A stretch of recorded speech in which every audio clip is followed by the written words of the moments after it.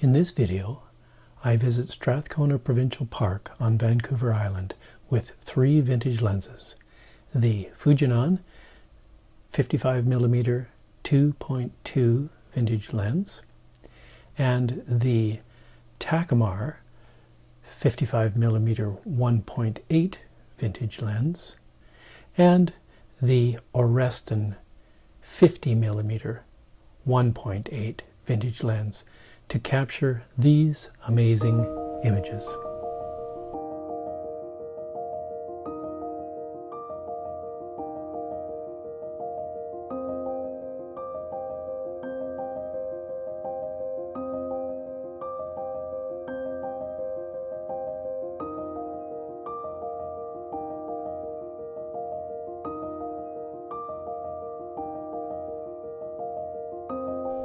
Photography is a dying art. Even the photos in the newspapers in Harry Potter move. Video's the thing. But one of the greatest things about still photography is the word still.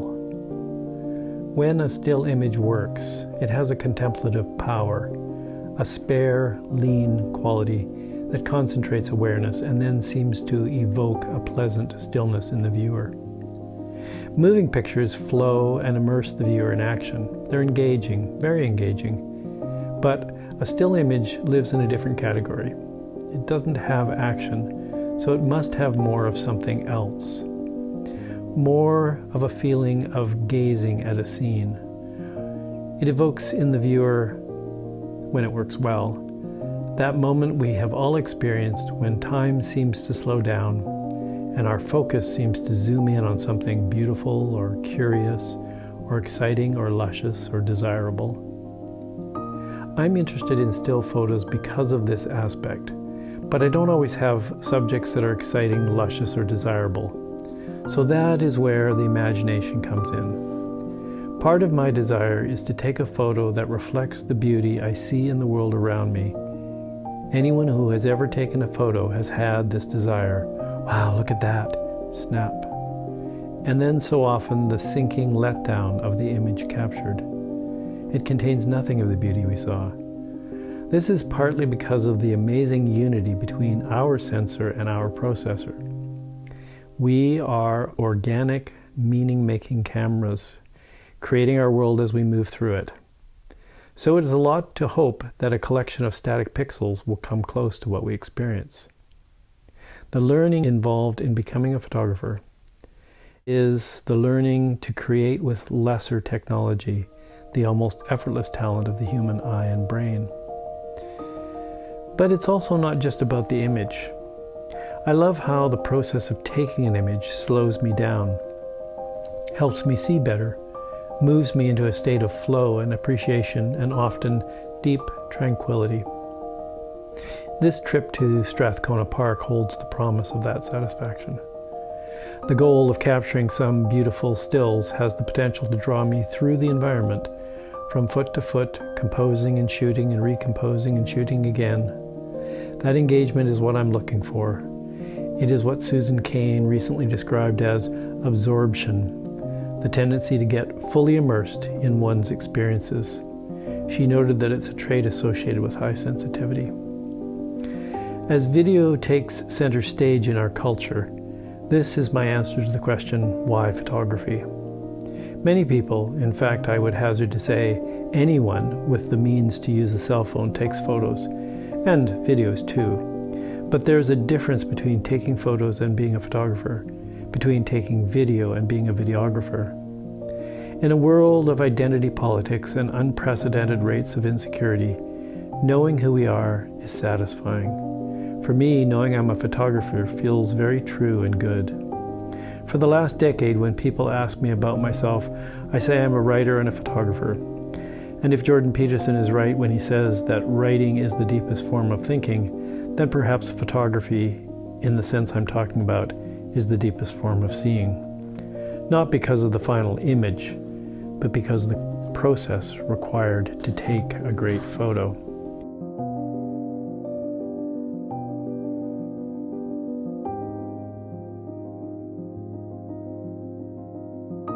The drive to Paradise Meadows takes about 2 hours from my house. I think about the last weekend I was there, going for the colors, the palette that I love, warm, wabi-sabi colors, full of rust and gold, bright decline to the monochrome of winter. I return here, as I return to many places, as a pilgrim. Religion for many is a way to connect with the divine, to feel a guiding hand, to make some meaning out of the pain and suffering we endure. The process of entering a naturally beautiful landscape is like entering a cathedral or temple. There's a sense of entering a sacred space, a place pregnant with potential to see into mystery. Wildlife photographers go out into nature as a hunter does, but landscape photographers go out as a pilgrim does. Both wildlife and landscape photographers are seeking, and both activities can be deeply satisfying, but the landscape photographer is going for the place itself, rather than its inhabitants. For me, there isn't a clear distinction between the two types of photography. I enjoy both, but I'm not primarily seeking a trophy. I'm instead seeking something more experiential. I'm seeking to change my neurological baseline, to move out of predator mind and into a state of receptivity. That's a lofty goal, but there are lots of elements along the way common to any activity like that, and today the element of choice is vintage glass. Like a subtle kaleidoscope, a vintage lens can act as more than just a tool. It can enhance the beauty out there and make it more visible and clear. Vintage lenses, in this case, can also be instruments of wabi-sabi, bringing their own imperfections and character to the process. I've just stopped on the way up here to Paradise Meadows. I wanted to have a look at my lenses and make some decisions about which ones I'm going to take on the hike. They are heavy, and it's definitely something that I've noticed in the past, that I get a little overzealous with the number of lenses I think I'm going to use. And so today I decided I'm really going to try to limit myself weight-wise. So I thought I would talk a little bit about some of the ones that, the ones that I have. This one's quite heavy. This is the Voigtlander 35 millimeter Ultron. It's such a nice lens. Consistently has given me good images, and it has the close focusing adapter on it. There we go. I don't know if you can see that or not. And so that's a really nice feature for taking the close-up shots that I'm kind of interested in today with the wildflowers, but it is heavy. This is the Fujinon 55 millimeter 2.2 aperture. Some of the most interesting shots I've got have been with this, and it's light, so it doesn't weigh too much. So that's a possibility for taking. And then my old standby, the Oreston 50 millimeter 1.8 classic old vintage lens, not a lot of coatings, relatively sharp for its age and era, wide open, but still pretty soft, but consistently reliable in terms of the balance between sharpness and beautiful bokeh. So again, not too heavy, so I think I'm going to take that one. This is the question mark. This is the Fujinon 58 millimeter. It's 1.2 for an aperture. So beautiful wide open, lots of odd aberrations in the out of focus area, which can either be really lovely or kind of suck because they're just too much. I would say that In terms of aesthetics, this one perhaps is my favorite. It's very odd and unusual often, but I quite like that. But it's heavy. It's a big chunk of glass, so I'm not sure about that one. So the Voigtlander and the Revuenon I'm not sure about. And then I have my trusty Pentax Takumar 55 millimeter 1.8. I usually almost always have this with the I think it's a 7. Oh, this happens to be the 10 millimeter extension tube on that. Probably of my vintage lenses, this would be the sharpest, but it does produce some really nice, especially if you get some highlights in the background, you can get some really nice, more subtle, that's the word I was looking for, more subtle effect. I always have this in my bag. It's just reliably the one that I go for. So the adapter I can use with the Oreston as well.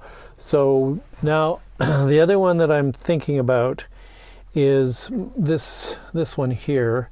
So this is the Samyang 85 millimeter 1.4. I didn't have that with me. I don't think I had that with me last weekend. It's as heavy as the Revuenon, but I think for this particular kind of shooting that I'm looking at, which is I'm looking at shooting leaves, primarily the white flowering rhododendron. It's kind of out on these branches, so I think the 85 millimeter might work really well, especially the 1.4, to get that blurry out of focus background. So that's a fair bit. And then of course I have my ginormous, well, it's actually not that big, but it's a pretty big lens.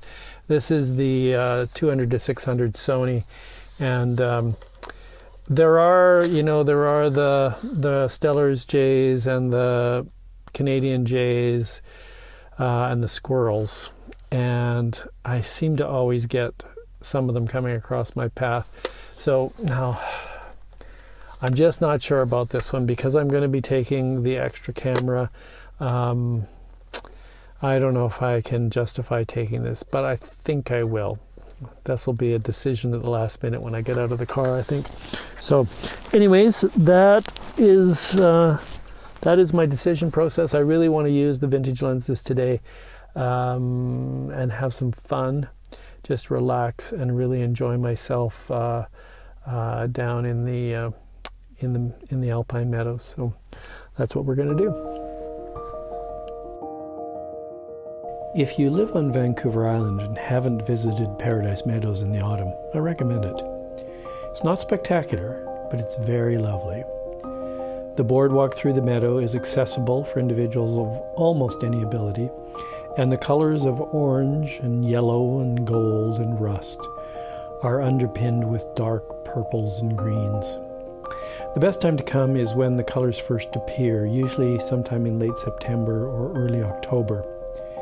The window of best color is just a couple of weeks and depends on many factors, but especially when the rains arrive and when the first frost touches the meadow. While I was here 10 days ago, the vibrancy was higher, and as I stood in the dappled shadows of the trees, I could hear leaves falling around me. Now, this trip, the colors are more muted, and there are less leaves, but it's still very lovely, especially when the greens of the grass give way to the ground covering of blueberries and bogberries that sprawl out across the meadow amid the alpine firs, cedars, and western white pines.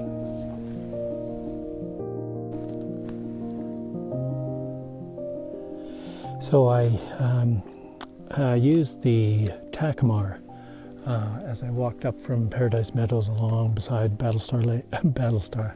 I cannot get that out of my head. Battleship Lake, and I have to say the process was wonderful. It was really enjoyable to walk slowly. Lots of people passing me, but walking slowly and just looking for the compositions, enjoying how the lens treats the out of focus areas, and you know, the colors here, as you can see kind of if in behind me here, the colors are just spectacular. So you know, it's a little bit muted from a week and a half ago when I was here, but by and large it's really beautiful. Not too windy, which I was hoping it wouldn't be too windy. It's actually quite calm. So I've switched to the Fujinon, and I'm sort of at the high end of Battleship Lake here, and so I'm going to work my way just around here, because there's big banks of these rhododendrons here, and I think the Fujinon will do a really nice job with the colors. We'll see.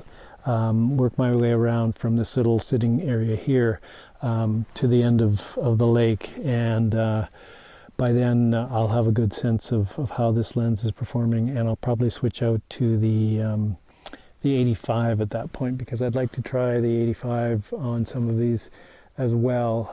The sun is still sort of behind me and behind the mountain.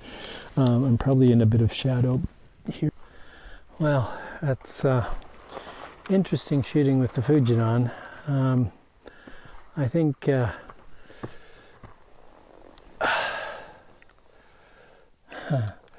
yeah, if you get the right light and the right distance from the subject, it has an interesting quality. It's the colors are quite rich, the contrast is low, and so we're just shooting out over the lake there, and with some grass and other plants in the way, and the background was a really nice blur. So there's definitely a quality, and interestingly, I hadn't used this for a while, the focus ring is quite stiff on this particular lens, but I found that 2.2 is just a little bit, there's a little bit more of the depth of field in reasonable focus. So on some of these leaves I'm getting a better sense of the leaf itself because it's in focus. And the out of focus area is on the Takumar. You actually get the soap bubble, the sort of little white line all the way around the circle, the bokeh ball. But with this one, not so much. You get interseeding and a lot of little fine lines in the bokeh balls. That's quite nice. I don't know if it comes out on the. I think it should come out on the image itself. There's quite a bit of chromatic aberration on this lens. I've been using the polarizer on both lenses, and that really helps. So anyways, it's been an interesting process. I'm going to switch to the 85 now, and or the Oreston, and that way I'll have had a chance to try all of them, and then I'll let you know which one of the ones I've brought today are my favorite. But yeah, pretty happy. I'd forgotten the beautiful colors that this lens produces. It's very rich and almost poster-like. So yeah, so pretty happy with that, and I'm going to keep shooting here. Well, so it's almost 4:30, and this light is pretty nice. In fact, this is like the best time of the day, and there's nobody here. Everybody's left the park for the day, or they're in their camp. So the silence is pretty nice. Took some focus stacks, and I just have to say that this has been a fantastic day. Going slow, just looking at all the beauty. Just the way the yellow leaves are sort of sprinkled like confetti through the whole forest. Yeah, it's pretty special. So yeah, so I'm pretty happy with that, feeling like I've come back into my space. So I've got about 2 hours left. I'm gonna make my way over to Helen Mackenzie Lake. The long light should be coming across the lake at that time. Those meadows just before Helen Mackenzie. Hopefully there'll be a bunch of these, the rhododendrons, and whatever the purple-leaved plant is. They're berries. They're a blueberry or a huckleberry. There's actually 2 types, and well, there's probably more than that.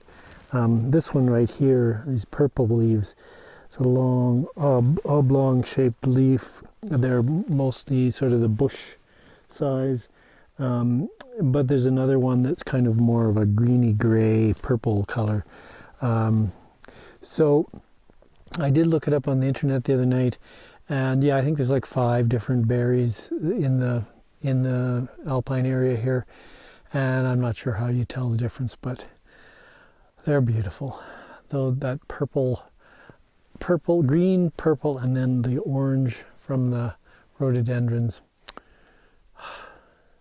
Yeah, it fills me up like nothing else does. So beautiful. So that's my plan. I'm feeling that peace that comes at the end of a day like this, and to be in this space where it's, wow, so silent. No planes, no people, and yet just, an hour or 2 ago, it was not the case. There were people tramping through here, teams and whole battalions of people going by, helicopters, but not now. Now we have the peace of the day. So I do have to change my cards. I've filled up 2 memory cards, so I'm gonna do that. I had a really enjoyable time walking around the meadows by Helen Mackenzie Lake, but didn't take any video because I was taking advantage of that golden light just before sunset. After spending time editing all of the photos, I settled on 2 from each of the lenses I had chosen for the trip, and each of them produces different results. But all of them demonstrate that thing about vintage lenses that I really think has been lost. Some call it character, others say it's just imperfections. And while modern lenses are usually sharper, and I agree that I really like that they are controlled for the chromatic aberrations, I also like that they tend to have better contrast, but they're also missing something. Have a look at these Samyang images and you'll agree, I think, that they're very precise, but do they have that same level of character? When you look at this image from the Takumar, I don't know about you, but I just love how that leaf is sharp enough and the focus falls away to that beautiful bokeh. And it is the quality of the bokeh that really matters for me. I like the way the colors are kind of an echo of the leaf, and I like that it's complex and has a subtle and interesting tonal range. So there's a lot going on there, but it doesn't take away from the beauty of the leaf itself. So anyways, if you like this video, please like and subscribe, and I'll see you on the next one. Bye for now.